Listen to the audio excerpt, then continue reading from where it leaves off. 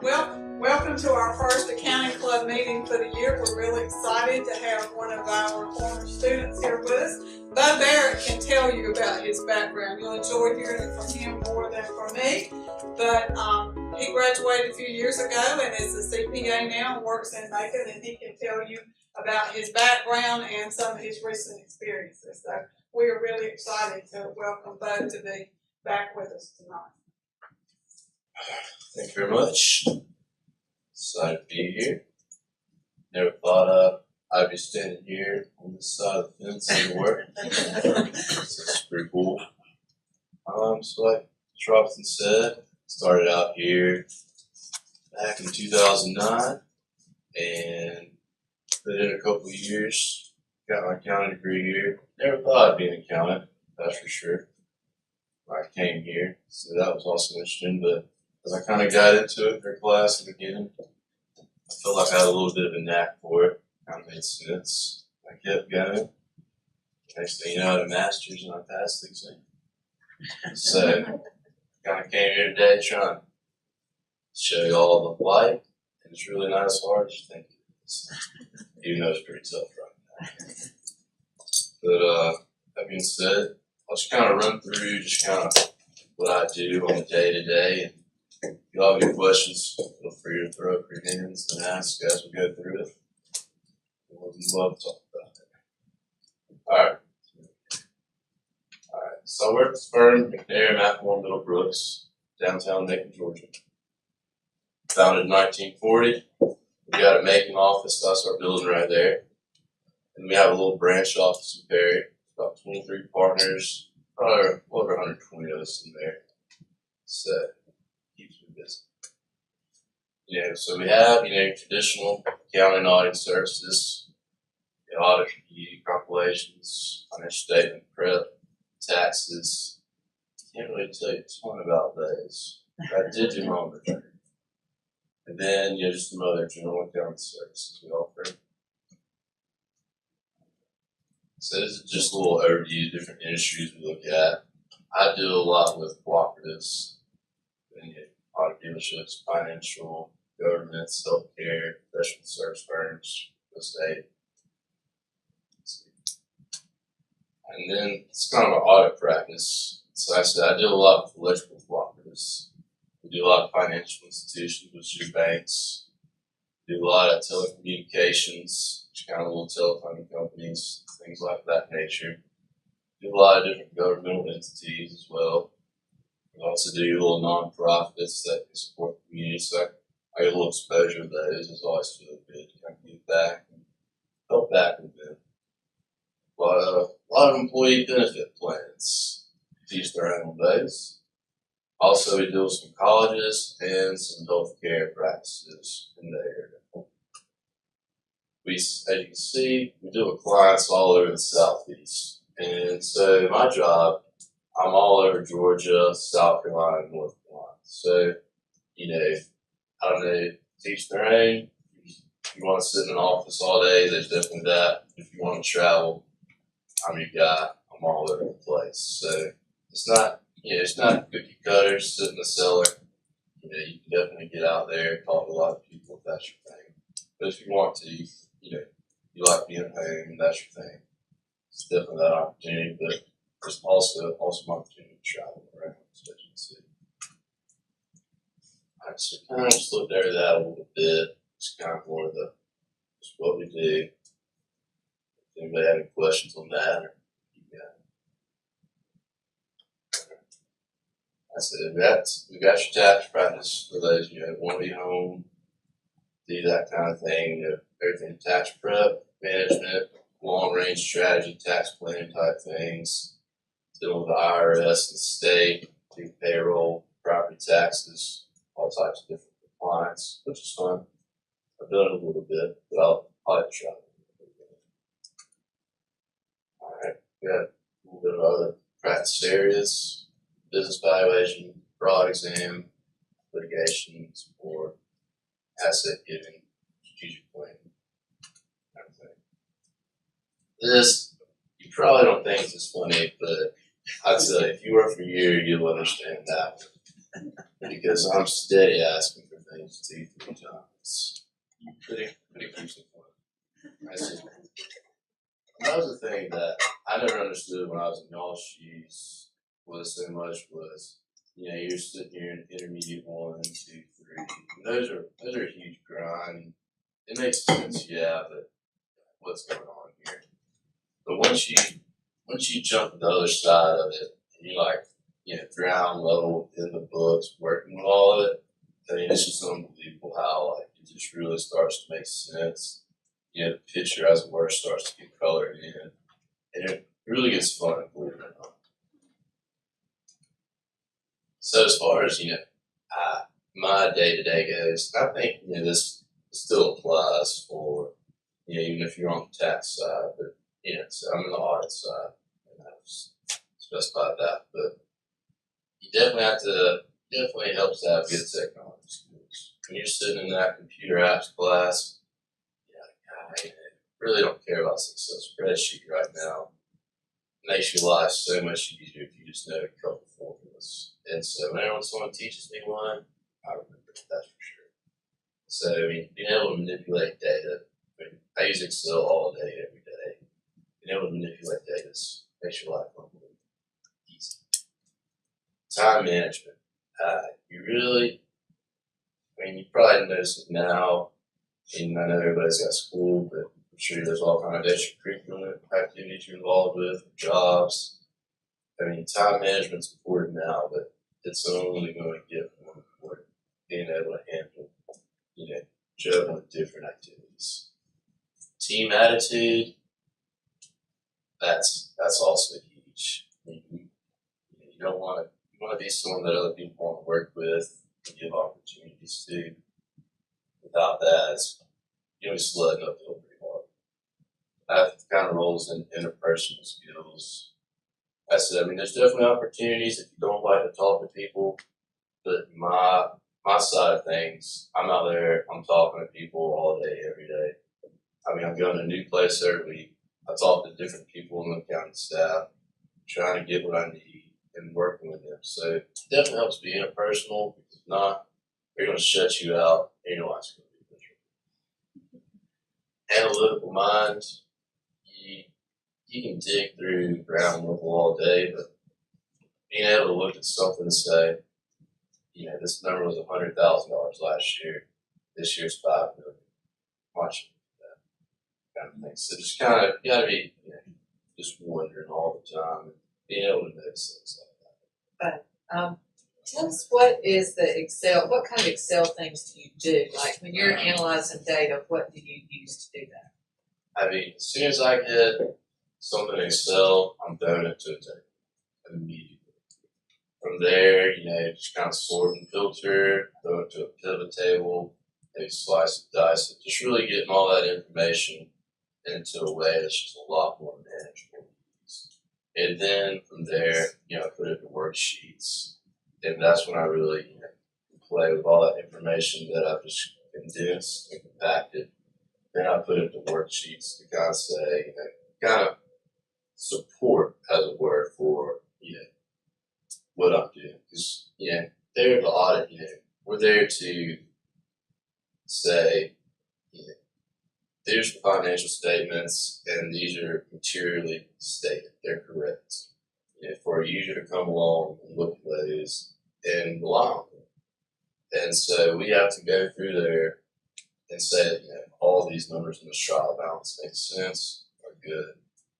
And so we set up work papers to kind of prove these facts, as it were. Make support for these numbers. That, they just should make it up. Good question.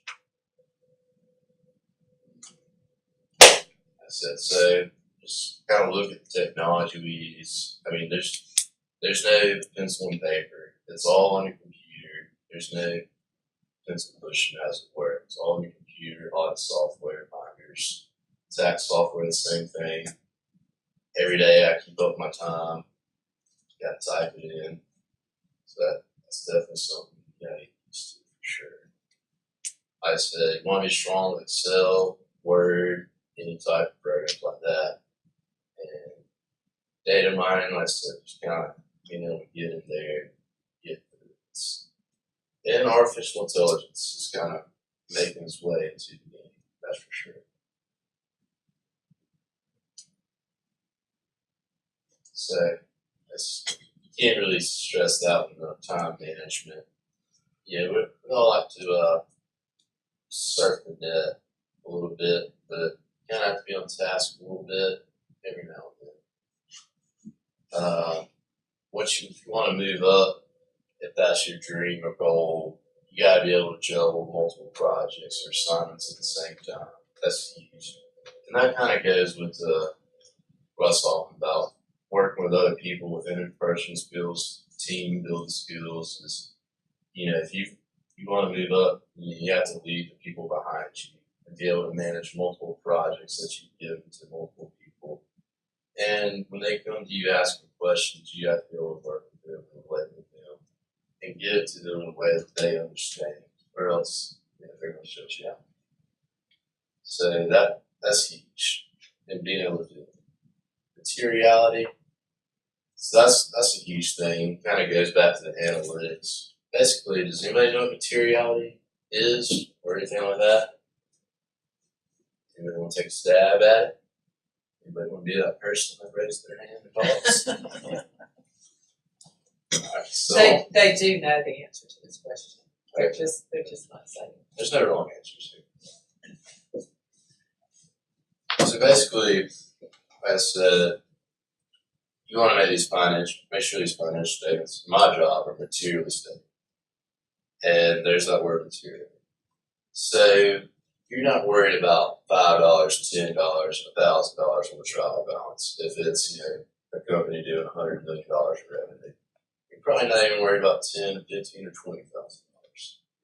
And so that's when it comes in and kind of plays into the analytics below. You want to look at your $500 million items. You want to deal with what matters. What's materially important. That's where that makes sense. And so you can't touch everything. You're there for a week. We're there for a week to look over what someone's done in an entire year. Does that make sense? So you can't look at everything they've done for 365 days. You want to come in there and look at it analytically, see what's going on, see where it's at, and that's where you use materiality as a judgment finder, and it helps you to pick out the bigger items, what's really changing, because that's probably where the problems are. That's probably where they stuck something in the wrong, and it happens more times than you think. It's not usually fraud or anything like that, but people just make honest mistakes and stick, $1 million in the wrong spot. And they don't realize it on their side, but when you're coming down that trial balance compared to last year, you're like, oh, this account was 5,000 and now it's $1 million. What's going on, guys? It's an easy fix. Okay. Team attitude. There you go. You can't do it by yourself. And you have the client as a team member, you're a team member, and you just gotta be there ready to show up, ready to pick up, the slack. You gotta be ready to just show up with a smile, even if it's Monday morning, ready to get it. Ready to have a good time. Like I said, I can't say it enough. Interpersonal skills. When you show up to understand client into the environment, you want to go in there and be able to talk to a CFO or a CEO and understand what's going on. And short story, understand into the environment. I showed up to a client a couple months ago, started talking to the CFO. This guy's just, he doesn't know what's going on. Short conversation with the CEO, he's like, we don't know what happened. Like, we hired this guy, but it's not good. And so we start there talking to people. We're talking to other members of the accounting staff, and they're like, we don't know what's going on. The next thing you know, we start looking into it, and this guy's just been booking stuff everywhere. Y'all could have done a better job. I've interviewed one, trust me. So that's big. Interpersonal skills, one of the first things we do. So we show up for a week for interim and a week for final. Usually right before you're in or right after you're in. And one of the things I do is, I go sit down with the AP clerk and I talk with them about their job. Trying to learn about the internal controls, like who, when this AP invoice comes in, who does what? When you're writing a check for that AP invoice, who's handling the check? Where the check box go? Just all those little questions, because you start talking and one person's doing everything. Just, you're not saying something's wrong, but it really just opens up the door for bad things. So you gotta be able to talk to people, like I said again, so they don't shut you out and you can really understand what they're doing. So, there's that analytical mind. So, like I said, materiality, you're just looking at numbers this year to last year, kind of develop these expectations. So, in my line of work, if it's super hot during the summer and super cold during the winter, then people are going to be running, their heat. They're going to be running their air conditioning. So I'm going to expect to see their sales of electricity to be up. If they're not up, then you need to get. If there's a huge storm that comes through, I'm going to expect to see a lot of increase in maintenance done before you go out there and fix things. So that's really going to the developing the expectations, form conclusions, and if it's not there, you really want to ask what's going on. And if anybody wants to reach out, that's me. Got some cards if y'all want to hang on to those too. But that's firm and kind of what I do in a nutshell. Also came here, they wanted me to talk to you all about just kind of how I've gotten where I've gotten since I've been sitting in y'all seat, as it were. So I'll open that up with any questions you might have. Yes. When you got your first accounting job, did you feel prepared at all, or did you feel kind of thrown into it? Well, I definitely had an internship I did when I was in my master's program. And so the nice thing about these accounting internships is not only do they pay you very well, but they literally just throw you in there like you're a staff of an accountant. And they throw it to you, see what you got. And no one's expecting you to turn in the perfect work paper at that point. They'll start you something easy like cash. You're going to be dealing with bank statements, time back in the general ledger. But to your question, they give it to you, and as fast as you can take it, they'll just give you the next step. And so if you really like a challenge, this is it. They'll give it to you, and if you master it, they're going to give you the next challenge, and so forth and so on until one day you master it in your department. So, to your question, did I feel prepared? I did, but I definitely sat there scratching my head. I definitely didn't know it, as it were. But I knew, depreciation, this and that. But did I know what they were about to give me? When you did your internship, was it a part-time situation and you were also going to school, or did you take a semester off and work full-time for somebody for winter or something like that? That's right. So in my master's program, I went there for the first fall semester, and had this event called Meet the Firms, where I went around and talked to everybody. I got this internship opportunity with a wonderful firm, Malden Jenkins. And I'm sure you might have heard about them, I'm not sure. And so went there, and like I said, financially they'll really incentivize you to come on over. And so I took the whole semester off and went up there, and they were paying me $25 an hour to come up there and not know what I was talking about. So you were in the Atlanta office. That's right. So did you finish up shortly after April 15th? April 15th, they threw me the deuces, and I was out the door.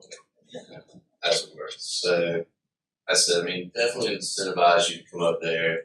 And like I said, you're in the classroom, you're doing auditing, you're doing tax, you're doing this and that. It makes sense, but once you really get in there, ground level, people start giving you stuff, that's when it really lights up, and you're like, wow, I could actually see myself doing this. I really like this. And it really becomes fun, and it all has purpose. really changed the game. You're not just trying to make it. So yeah, to answer your question, I took the semester off, and I mean it was awesome. I'm very glad I did it. If I had to do it again, I would definitely do it again. No questions asked. But that was definitely some fun path. It definitely motivated me to keep going. No doubt.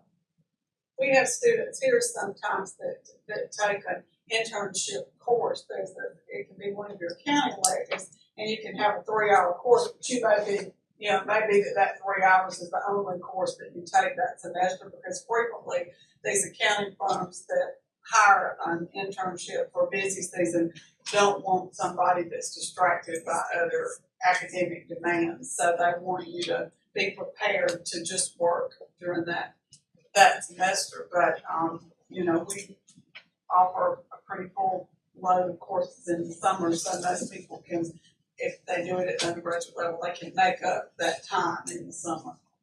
And even if you ended up graduating in August instead of May, it might be the best decision for going forward that you've already made if you have an opportunity to land an internship. But for those of you that are early in your process, it's certainly something you ought to think about when you could try to work it into your schedule.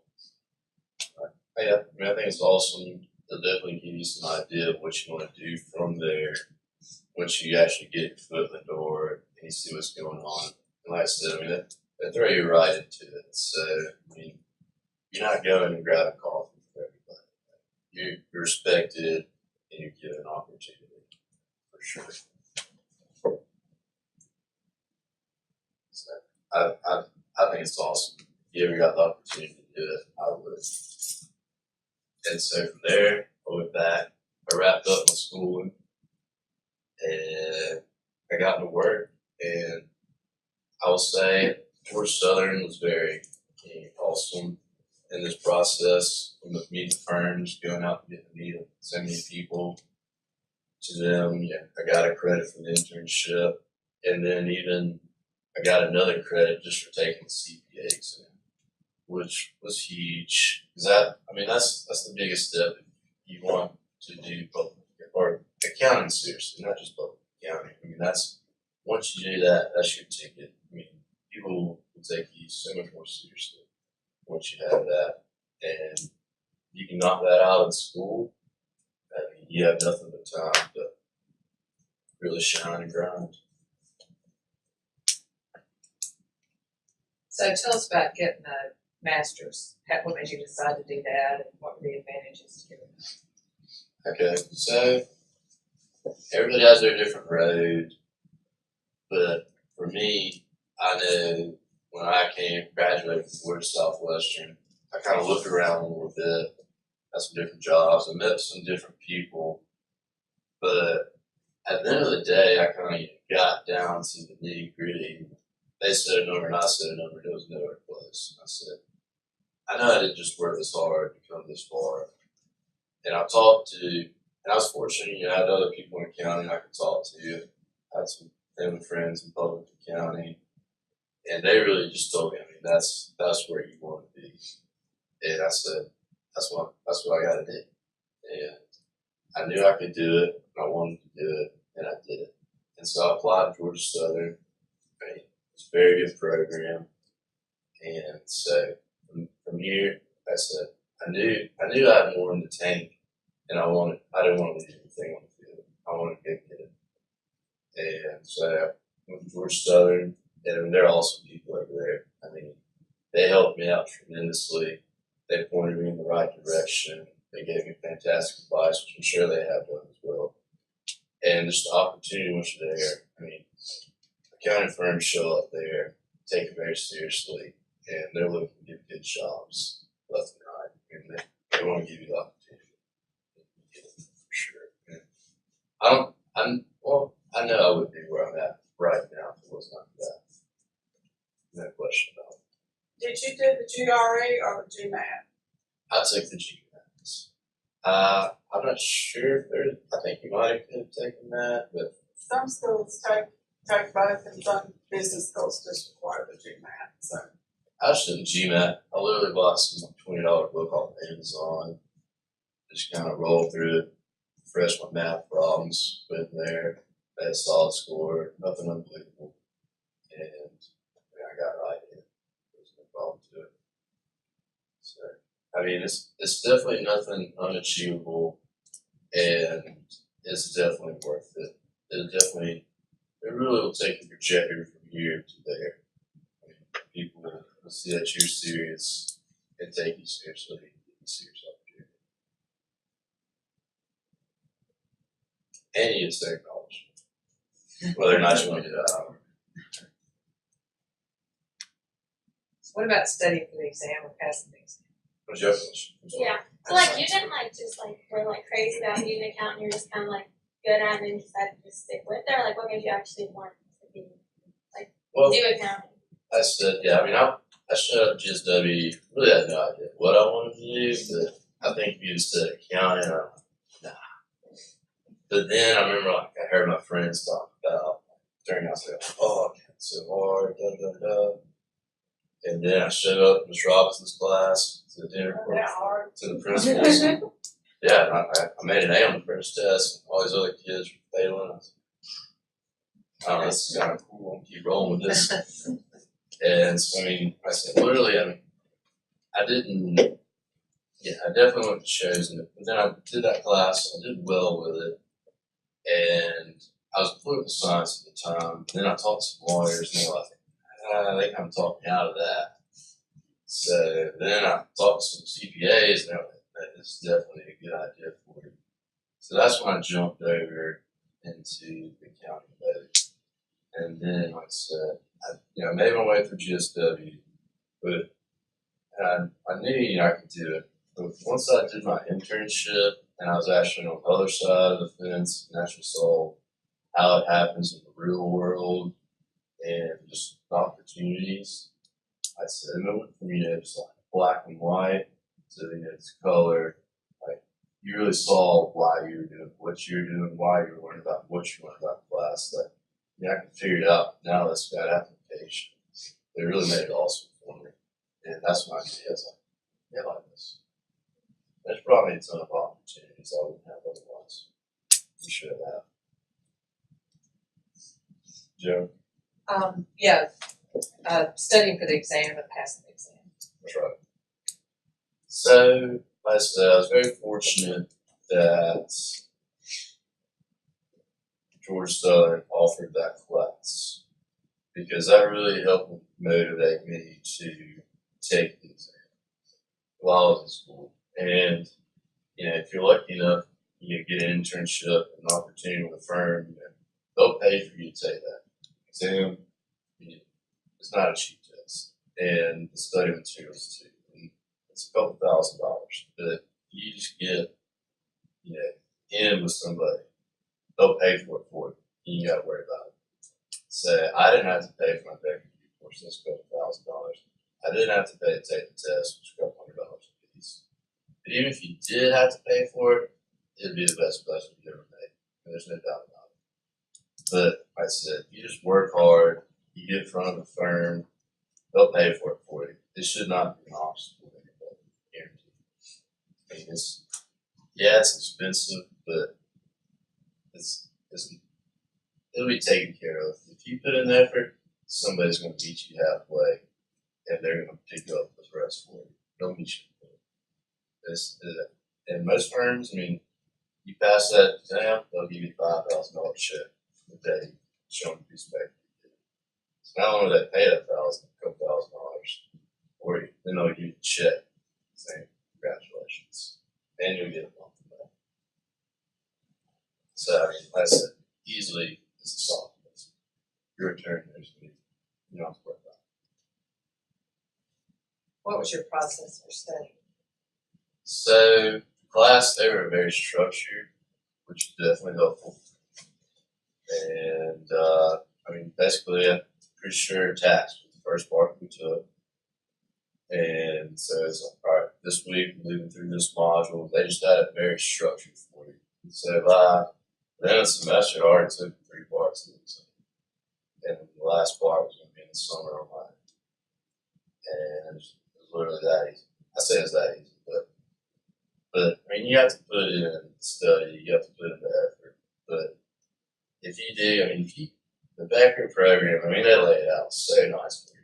If you do the program, do the steps, you're gonna pass this. It's tough, don't get me wrong, but if you put in the time, I mean, you should have to persevere a little bit. You might have to skip a happy hour, but if you do it, you'll pass. Did I answer your question though about did I do it at first? Any other exam questions? Everybody's favorite topic. Are most of the partners at your firm people that began their careers with that firm, or are some of them people that worked other places and maybe came in as managers or supervisors or something and brought some clients with them? So in my department, there's different departments in my firm doing different specialties. But I know in mine, everybody started at ground floor and worked their way up. So I mean, if you go there and you work hard, they're not going to go hire somebody from over here to take your advancement opportunities away from you. You're the one that makes it to the top of the ladder. You put in the time to work hard, for sure. Unless you just have some real niche, thing. But if you work hard, I mean, everybody comes to the ground up. For sure. They're not stealing away talent from over here or over there. They're fill slots.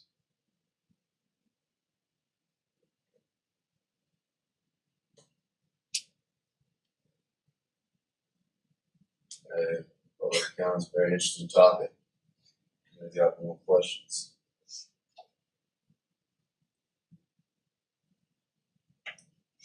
How many folks do y'all hire a year? How many? I'm all the time seeing little posts on the firm internet site saying congratulations, we got so and so. So I know personally my department we hand out 3 internships in the spring and 3 more every summer. So I mean, we're definitely giving people plenty of opportunities to come through. And a lot of those people end up taking jobs. And other departments, same way. They're always back department. They pick up a couple interns every spring as well. And then I don't know much about the tax side, but I know they're doing the same thing. So it's definitely there if you want to give it a shot. And even if do the internship side, you don't like it, nobody's going to be mad at you. Because everybody understands.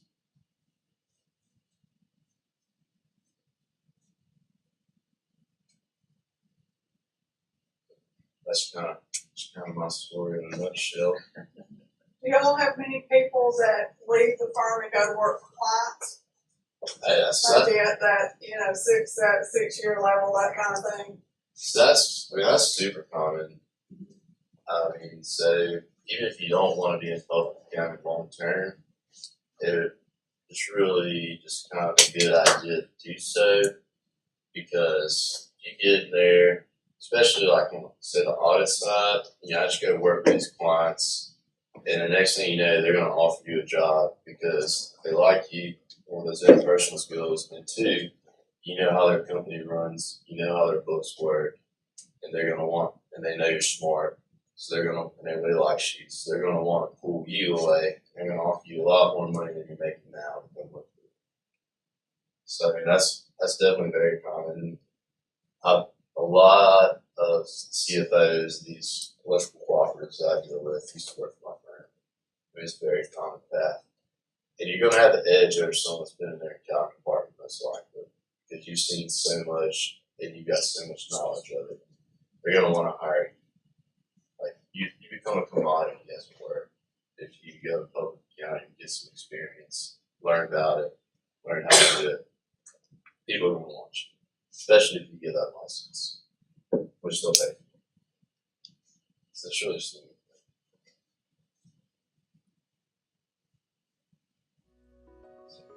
Any other questions? Okay, well, we really appreciate you coming. It's been great.